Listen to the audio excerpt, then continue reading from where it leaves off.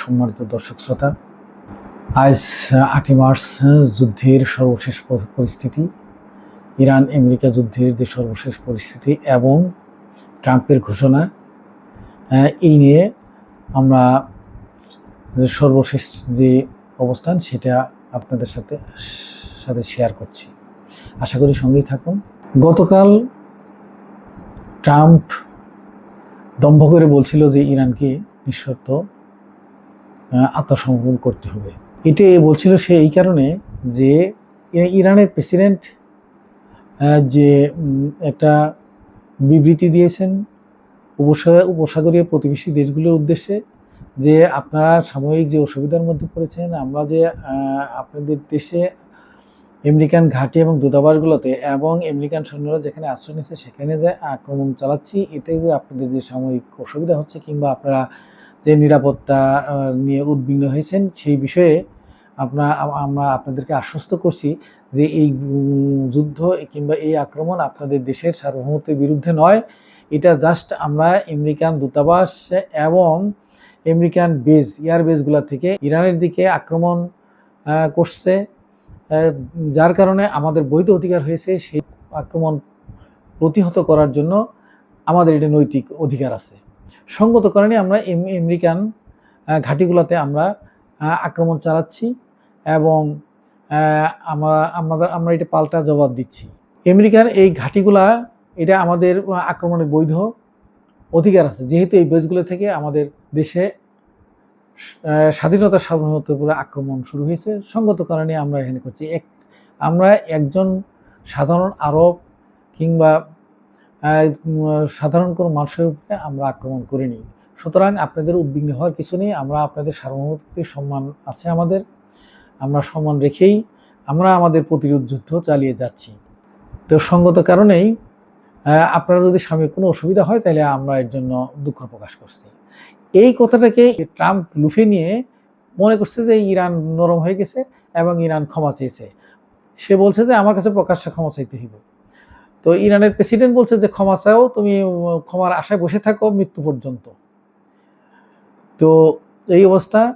এর পরিপ্রেক্ষিতে ট্রাম্প বুঝতে পারছে যে আসলে এটা এই ফাঁকা বলি দিয়ে কোনো কাজ হবে না। সঙ্গত কারণে সে ইরানের বিরুদ্ধে আরেকটা হুঙ্কার ছাড়ছে।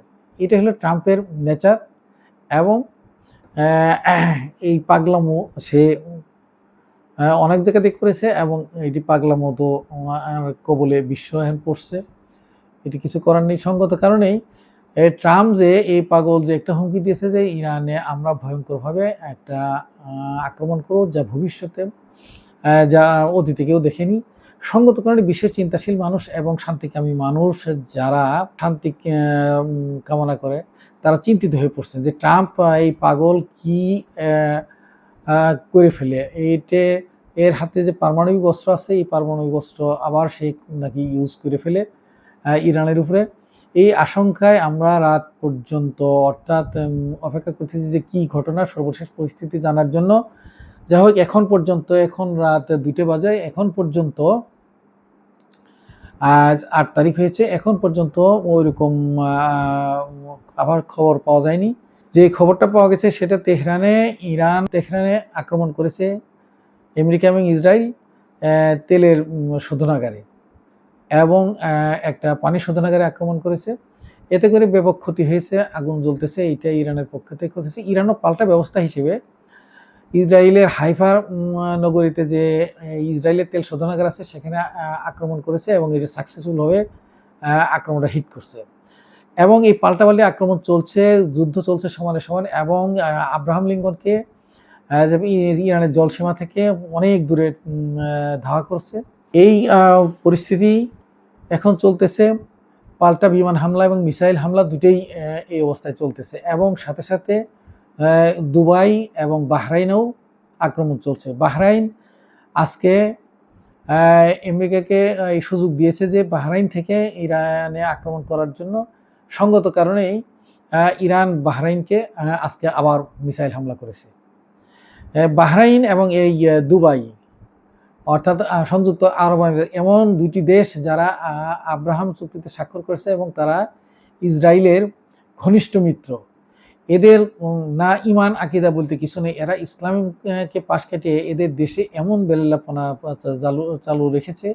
এবং এই বাহরাইনের বাদশা এটা ইসরায়েলের সাথে ঘনিষ্ঠ সম্পর্ক রাখছে এবং দেশের মানুষের প্রতি এদের কোনো কমিটমেন্ট নেই এবং দেশের মানুষের সমর্থিত এরা নয়। ধারণা করা যাচ্ছে যে এই উপসাগরীয় দেশের জন্য কোনো রেজিম চেঞ্জ হয় তাহলে বাহরাইনের রেজিমটা চেঞ্জ হবে বলে আমরা ধারণা করতেছি। বাহরাইন যে পাপের সাগরে ডুবে আছে সঙ্গত কারণে এর একটা পরিণতি হবে। ইসরায়েলকে সহযোগিতা করা এইরকম মুনাফিকি বাহরাইন এবং আমিরাতের এর প্রতিফল তারা পাবে। আর অন্যান্য দেশগুলোকেও ইরানের প্রেসিডেন্ট আশ্বস্ত করেছেন যে আমাদের পক্ষে থেকে আপনাদের সার্বভৌমত্বের কোনো হুমকি হবে না। হ্যাঁ, এটা আমাদের মধ্যে যে ভুল বোঝাবুঝি হতে পারে সেটা হলো ইসরায়েল এর মধ্যে কোনো নাশকতা করতে পারে, করে একটা ভুল বোঝাবুঝি সৃষ্টি করতে পারে, যেটা আরামকো তেল কোম্পানিতে হামলা করেছে ইসরায়েল, এটা প্রমাণিত হয়েছে। এবং ইরান বলছে যে আমরা কোনো তেল কোম্পানিতে হামলা করিনি আরামকোতে। তো সঙ্গত কারণে ইসরায়েলের এই চতুরতা চালাকি এটা যাতে না হয় এই জন্য মিস্টার পেজেশকিয়ান ইরানের প্রেসিডেন্ট উনি এই উপসাগরীয় প্রতিবেশী দেশগুলোর উদ্দেশ্যে এই বিবৃতিটি দিয়েছেন। তো যুদ্ধের ময়দান অত্যন্ত উত্তপ্ত এবং এখনো বলা যাচ্ছে না কি হচ্ছে। যতদূর আমরা সংবাদ পাচ্ছি এগুলি হলো পাশ্চাত্য মিডিয়ার ফল, আবার কিছু কিছু সংবাদ মাধ্যম অতিরঞ্জিত প্রকাশ করতেছেন। আসলে বিষয়টা এরকম না, দুই পক্ষেই যে যুদ্ধ হচ্ছে ক্ষতিগ্রস্ত দুই পক্ষেই হচ্ছে। তো ইনশাল্লাহ যেহেতু ইসলামী বিপ্লবের পক্ষে ইরানের জনগণ আছেন এবং ইরানের সেনাবাহিনী তাদের যে ফোর্স তারা বিপ্লবের চেতনায় উদ্বুদ্ধ।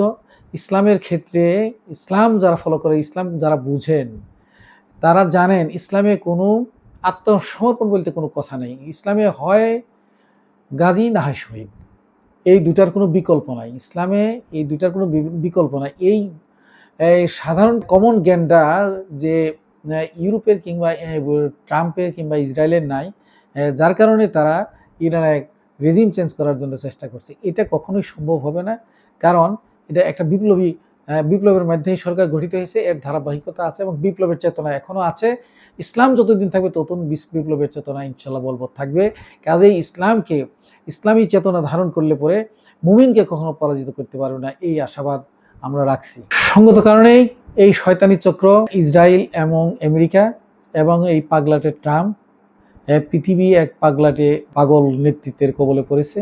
আল্লাহ আমাদেরকে এই পাগল নেতৃত্বের কবল থেকে রক্ষা করুক, আর ইসলাম মুসলমানদেরকে, ইরানি ভাই বোনদেরকে, নিরীহ তাদেরকে রক্ষা করুক, এই আশাবাদ ব্যক্ত করে আমার এই সর্বশেষ ইরান ইরাক যুদ্ধের অবস্থানটা জানিয়ে শেষ করছি। আসসালামু আলাইকুম। চ্যানেলটি যেহেতু নতুন, কাজে আশা করি সবাই চ্যানেলটি সাবস্ক্রাইব করে সঙ্গেই থাকুন।